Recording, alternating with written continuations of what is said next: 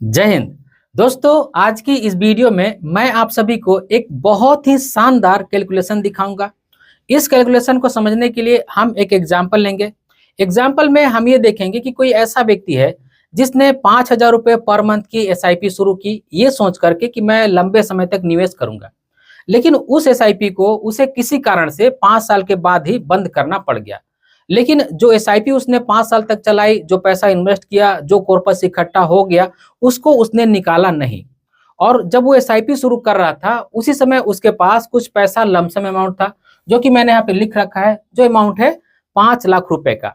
तो 5 साल उसने एसआईपी कंटिन्यू किया और फिर उसको अगले 15 साल तक छोड़ दिया। यानी कि एसआईपी का अमाउंट में जो उसका पैसा गया था, जो कॉर्पस इकट्ठा हुआ था, जिसे उसने 5 साल में इकट्ठा किया था, उसको अगले 20 साल तक उसने छोड़ दिया।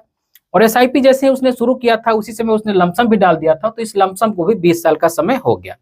तो देखिए, आज के इस वीडियो में जो कैलकुलेशन मैं आप सभी को दिखाने जा रहा हूँ, ये संभावना के ऊपर ही है। जैसा हम सोच रहे हैं, अगर वैसा हो जाता है तो ये जो कैलकुलेशन में हम रिटर्न देख रहे हैं, ये एक रिटर्न मिल सकता है। तो चलिए, जैसा कि इस वीडियो की शुरुआत में मैंने आप सभी से कहा कि कोई व्यक्ति अगर 5,000 रुपये पर मंथ की एसआईपी शुरू करता है और उसको सिर्फ 5 साल तक ही चलाता है, और यहाँ पे मैं रेट ऑफ रिटर्न 15% का लेके चल रहा हूँ, ताकि हमारी जो कैलकुलेशन है वो फेयर रह सके। और एक बात मैं और आप सभी को बता दूं कि इस कैलकुलेशन को देख करके अपनी एसआईपी को आपको जानबूझ करके बंद नहीं करनी है। अगर आप अपनी एसआईपी को कंटिन्यू कर सकते हैं तो कहीं बेहतर रिटर्न आपको मिल सकता है। तो हम ये मानकर चल रहे हैं कि कोई ऐसा व्यक्ति है जिसने 5,000 रुपये पर मंथ की एसआईपी शुरू की लंबे समय तक सोचकर, लेकिन किसी कारण से उसको 5 साल के बाद ही बंद करना पड़ गया। और rate of return her situation में हम 15% का ही मान करके चलेंगे। तो इस 5 साल के दौरान उसने जो पैसा इन्वेस्ट किया, इन्वेस्टमेंट अमाउंट जो हुआ वो 3 लाख रुपए हुआ। और इस 5 साल के दौरान अगर हमें 15% का रिटर्न मिल जाता है, तो एस्टिमेटेड रिटर्न जो होगी वो 1,36,710 रुपए की होगी। अब क्योंकि मैंने यहाँ पे ये कहा था कि 5 साल उसने एसआईपी जरूर की, 5 साल के बाद उसको एसआईपी जरूर बंद करना पड़ गया, लेकिन उसने जो एसआईपी के माध्यम से पैसा इकट्ठा किया या फिर जो रिटर्न उसको मिला, उसको उसने निकाला नहीं। उसको एज इट इज ऐसे ही छोड़ दिया, क्योंकि उसको 20 साल तक निवेश करना था। तो अब हम ये मान करके चल रहे हैं कि ये जो टोटल वैल्यू हमारे पास बन गई ना, ये 4,36,710 रुपए की इन्वेस्टमेंट अमाउंट और एस्टिमेटेड रिटर्न, अगर दोनों को काउंट किया जाए तो 4,36,710 रुपए होगी। तो इस 4,36,710 रुपए को ऐसे ही छोड़ दिया जाए, और हम ये मान करके चलते हैं कि इस पर हमें 15% का रिटर्न मिल जाएगा, और इसको अगले 15 साल तक हम छोड़ देंगे। तो अगर हम इसको 15 साल तक छोड़ देते हैं, अगले 15 साल तक, और इस पर 15% का रिटर्न मिल जाता है, तो इस दौरान जो एस्टिमेटेड रिटर्न जनरेट होगी इस 4,36,710 रुपए पर, वो होगी 31,16,826 रुपए की। और टोटल जो वैल्यू बनेगी, क्योंकि हमारा इन्वेस्टमेंट अमाउंट भी यहाँ पे 4,36,710 रुपए है, तो 4,36,710 रुपए और 31,16,826 रुपए, इन दोनों को मिला करके अगर देखा जाए तो 35,53,536 रुपए की अमाउंट हमारे पास बन जाएगी। यानी कि हमने जो एसआईपी 5,000 रुपए की थी, उसको हमने 5 साल तक ही चलाया। 5 साल के बाद हमें एसआईपी किसी कारण से बंद करना पड़ गया, लेकिन उसको और अगले 15 साल तक हमने एज इट इज छोड़ दिया। तो यही जो पैसा है, ये 35,53,536 रुपए बन जाता है। अब जैसा कि मैंने कहा यहाँ पे कि उसके पास कुछ लमसम अमाउंट भी था, या फिर हम एग्जाम्पल में भी समझते हैं कि उसके साथ ही 5 लाख रुपए का लमसम भी किया गया। तो यहाँ पे आप देख सकते हैं कि 5 लाख रुपए का हमारा लमसम अमाउंट है, इस पर भी हम 15% का ही रेट ऑफ रिटर्न जोड़ करके चल रहे हैं। और इसको हम 20 साल का टेन्योर मान के चल रहे हैं, क्योंकि यहाँ पे एसआईपी 5 साल चली थी और अगले 15 साल तक हमने छोड़ दिया था, तो 20 साल का समय यहाँ भी हो रहा है, तो 20 साल का समय हम यहाँ पे भी मान करके चल रहे हैं। तो इस दौरान जो 5 लाख रुपए हम लमसम करके छोड़ देंगे, उस पर अगर 15% का रिटर्न मिल गया, तो एस्टिमेटेड जो रिटर्न जनरेट होगी वो 76,83,269 रुपए की होगी। अब क्योंकि हमारा यहाँ पे 5 लाख रुपए का इन्वेस्टमेंट अमाउंट भी है, तो इन दोनों को अगर जोड़ दिया जाए, इन्वेस्टमेंट अमाउंट और एस्टिमेटेड रिटर्न, तो जो टोटल पैसा बनेगा वो बनेगा 81,83,269 रुपए का।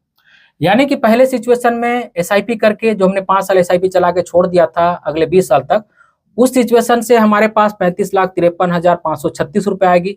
और जो हमने लमसम करके 20 साल तक छोड़ दिया इस मेथड से, यानी कि दूसरे तरीके से, 81,83,269 रुपए का रकम बनेगा। अब इन दोनों को काउंट करके देख लेते हैं कि एसआईपी जो हमने किया उससे जो रकम बना और जो हमने लमसम किया उससे जो रकम बना, इन दोनों को ही मिला करके कितना पैसा बन सकता है। तो आप यहाँ देख सकते हैं मैंने इसको पहले से ही कैलकुलेट करके रखा है। तो पहले सिचुएशन में एसआईपी के माध्यम से हमारे पास कितना पैसा आया, 35,53,536 रुपए। और दूसरे मेथड से यानी कि हमने जो लमसम किया था उससे कितना पैसा आया, तो 81 लाख रुपए 83,269 रुपए का रकम आया। और अगर इन दोनों को देखा जाए तो 1,17,36,805 रुपए का रकम बन रहा है। तो अगर कोई व्यक्ति 5,000 रुपए पर मंथ की एसआईपी करता है और बीच में किसी कारण से नहीं भी चला पाता है, लेकिन अगर वो सिर्फ इतना करे कि जो उसने एसआईपी के माध्यम से अपना पैसा निवेश किया और जो भी उसको रिटर्न जनरेट हो गया उसको भी अगर लंबे समय तक छोड़ दिया जाए तो अच्छा खासा रकम बन सकता है।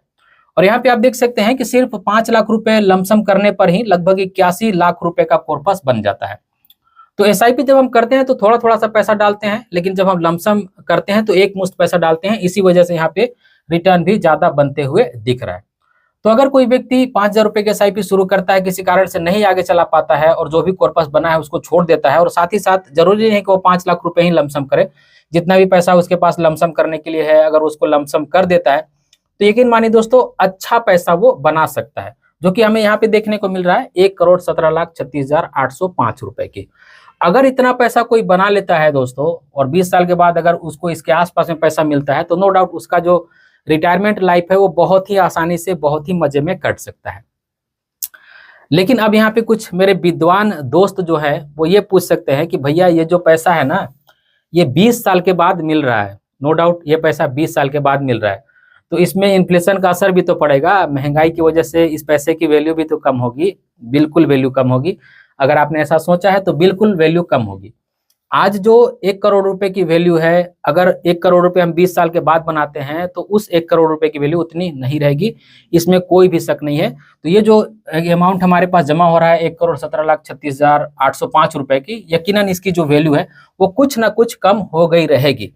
लेकिन सवाल यहाँ पे आता है ना दोस्तों कि हम कुछ भी इन्वेस्ट ना करें, किसी भी तरह से इन्वेस्ट ना करें, इससे अच्छा है कि हम इन्वेस्ट करें, जितना बन सकता है उतना इन्वेस्ट करें, जब तक बन सकता है उतना तक इन्वेस्ट करें। यकीनन ये जो इंडस्ट्री है इससे बहुत ही अच्छा पैसा बन सकता है। और एक बात का आपको और यहाँ ध्यान रखना है कि जो 1,17,36,805 रुपए की रकम आपको मिलेगी, ऐसा नहीं है कि ये पैसा जो है सीधे ही आपके जेब में चला जाएगा, और इस पर जब हम इतना पैसा बना लेंगे तो जरूर कुछ ना कुछ हमें टैक्सेस वगैरह भी देने पड़ेंगे। तो आज की इस वीडियो में यही वो छोटी सी कैलकुलेशन थी दोस्तों, जिसको मैंने एक छोटी सी वीडियो के माध्यम से आप सभी को बताया है। उम्मीद करता हूं आज की वीडियो आप सभी को अच्छी लगी होगी। अगर आज की वीडियो आप सभी को अच्छी लगी है तो इस वीडियो को एक लाइक जरूर कर दीजिएगा, और इसी तरह के वीडियो देखने के लिए चैनल को सब्सक्राइब कर लीजिएगा, और इस वीडियो को अपने फ्रेंड और फैमिली के बीच जरूर शेयर कीजिएगा ताकि वो भी अवेयर हो जाए। इस वीडियो के आखिर में बस मैं आपसे इतना ही कहना चाहता हूँ कि अपना और अपने फैमिली का बहुत ख्याल रखिएगा। मैं मिलूंगा इसी तरह के किसी और वीडियो में, तब तक के लिए बाय।